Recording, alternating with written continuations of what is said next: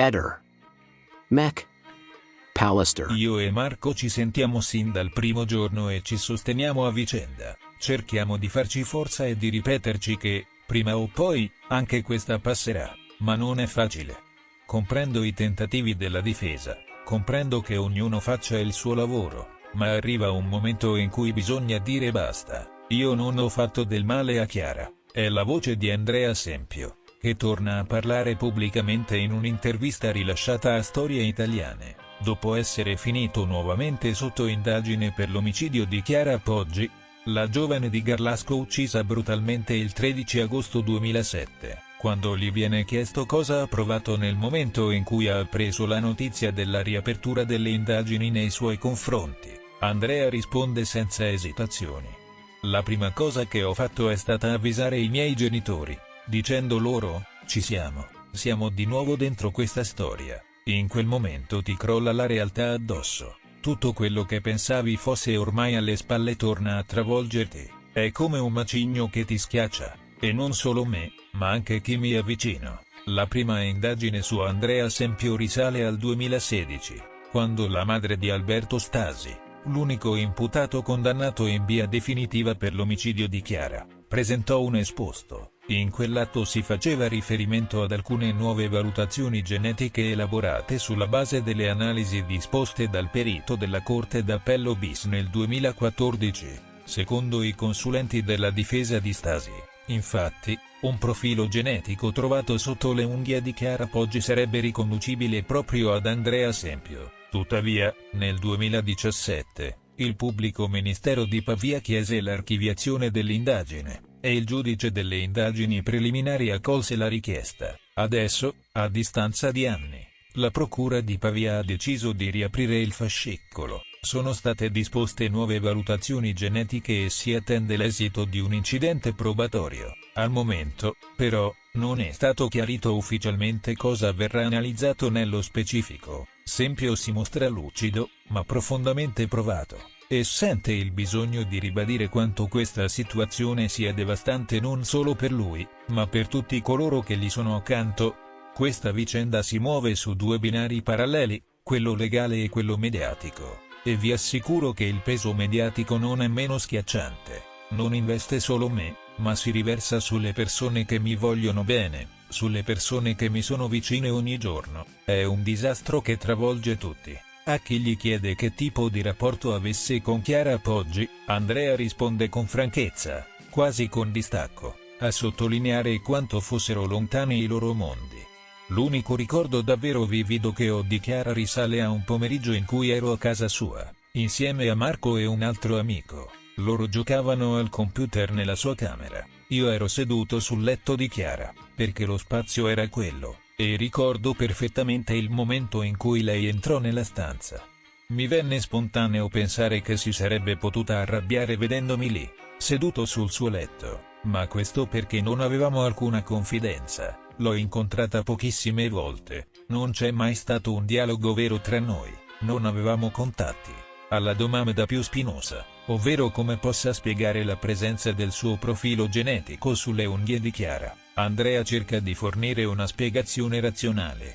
L'unica stanza della casa in cui non sono mai entrato è quella dei genitori, nelle altre stanze, inevitabilmente, sono passato, quindi non mi sorprenderebbe se, in qualche modo, una traccia si fosse depositata, ma se davvero si vuol far passare l'idea che quel DNA sia finito lì durante un'aggressione, allora la quantità dovrebbe essere ben diversa. Non si dovrebbe parlare di una minima parte, ma di una quantità importante, che lasci pochi dubbi. Andrea torna anche a parlare dello scontrino del parcheggio di Videvano, più volte finito al centro di polemiche. Quello scontrino è stato descritto come un goffo tentativo di costruirmi un alibi, ma io non ho mai voluto costruire nulla, ho semplicemente detto che quella mattina ero a Videvano, e quello scontrino lo dimostra, è la prova che dicevo la verità. Infine, fa chiarezza anche sulle telefonate effettuate a casa Poggi nei giorni precedenti al delitto, anch'esse spesso interpretate come un dettaglio sospetto. Avevo provato a contattare Marco sul cellulare, ma non riuscivo a parlargli. Lui stesso ha confermato che, nella zona in cui si trovava, c'erano diverse aree senza campo. Così ho fatto 3 chiamate a casa Poggi per cercare di capire se fosse lì. In quella che è stata l'unica vera chiamata, della durata di 20 secondi, ho semplicemente chiesto quando sarebbe tornato, anche a volerci vedere qualcosa di losco.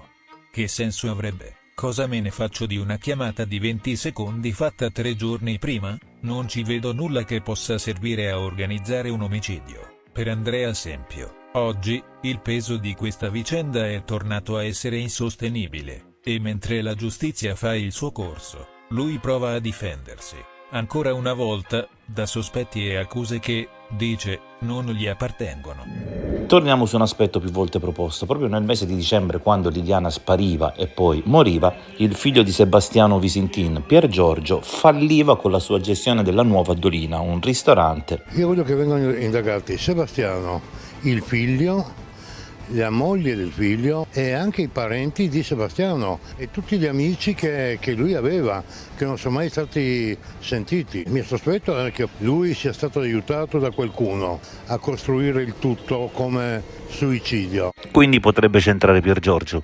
Sì, il figlio di Sebastiano è stato sentito una volta all'inizio e non ha mai risposto alle domande che io mi chiedo ancora, ecco. Non sai neanche con chi hai a che fare, credimi. Io vorrei sapere cosa ha fatto il giorno quando è scomparsa mia sorella, magari anche il giorno prima e anche il giorno dopo. Al 30 dicembre, praticamente 2 settimane dopo che mia sorella era scomparsa, Sebastiano ha cercato un aiuto per andare a recuperare il figlio che aveva detto che era uscito di strada con l'automobile. Ha telefonato prima ai vicini chiedendogli appunto se hanno una corda e loro non avevano la corda.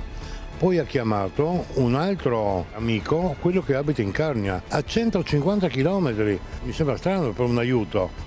E non ha chiamato neanche gli amici che erano a 10 km, quelli di Romance. Secondo me lui stava cercando una maniera per giustificare la sua assenza da casa, per parlare proprio con il figlio senza essere intercettato in qualche maniera. Sebastiano ha fatto una collezione di querele, non potrebbe fare lo stesso con te adesso? No, io mi assumo tutte le responsabilità di quello che dico, perché è un mio diritto sapere cosa è successo a mia sorella. Non si è suicidata, è stata uccisa vigliaccamente, barbaramente. C'è un assassino ancora che gira. Di cosa devo aver paura?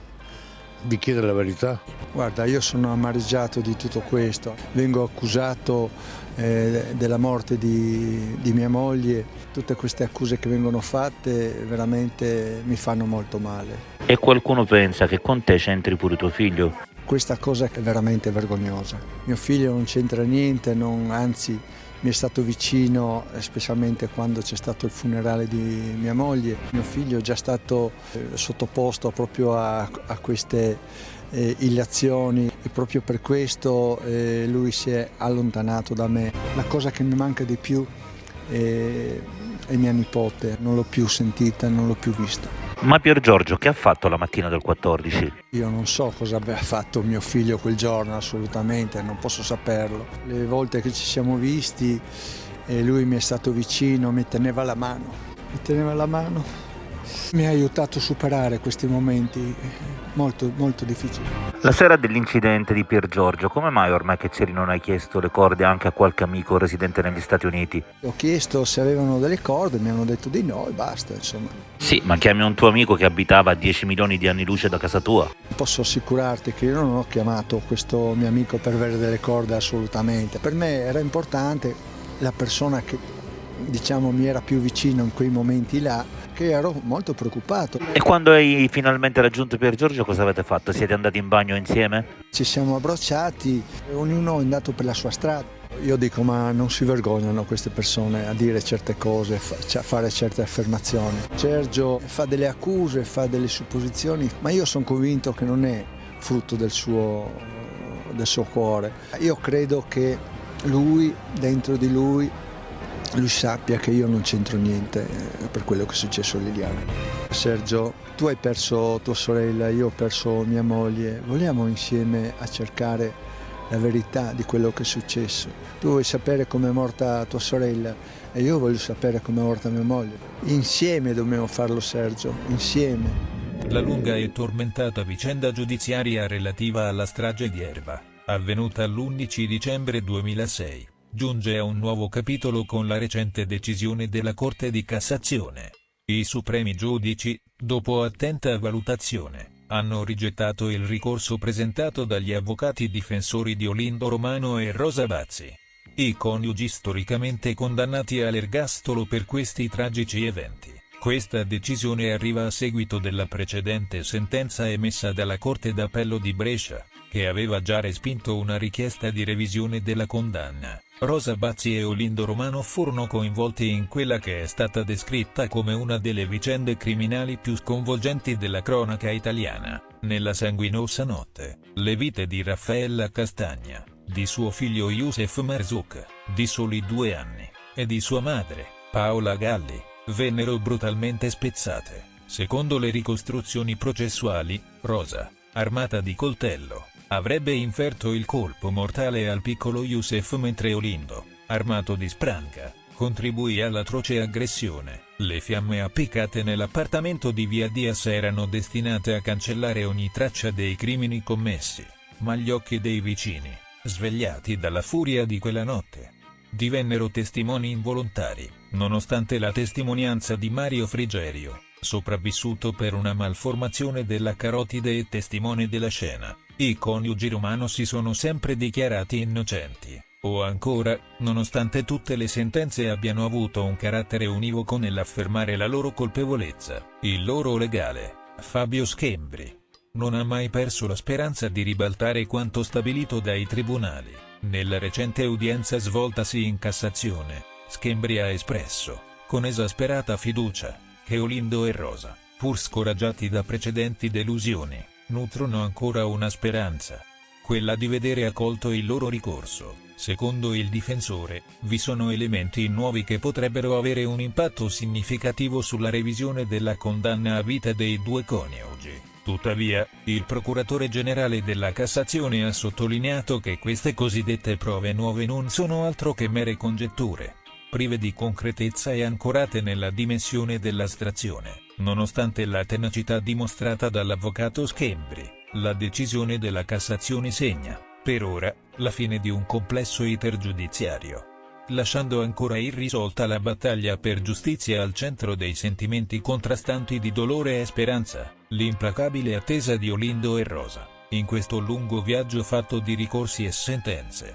continua a essere guidata dalla convinzione della loro innocenza e dal desiderio che, prima o poi, una revisione possa spargere nuova luce su una vicenda che non cessa di interrogare. Ehi, non dimenticare di iscriverti a questo canale.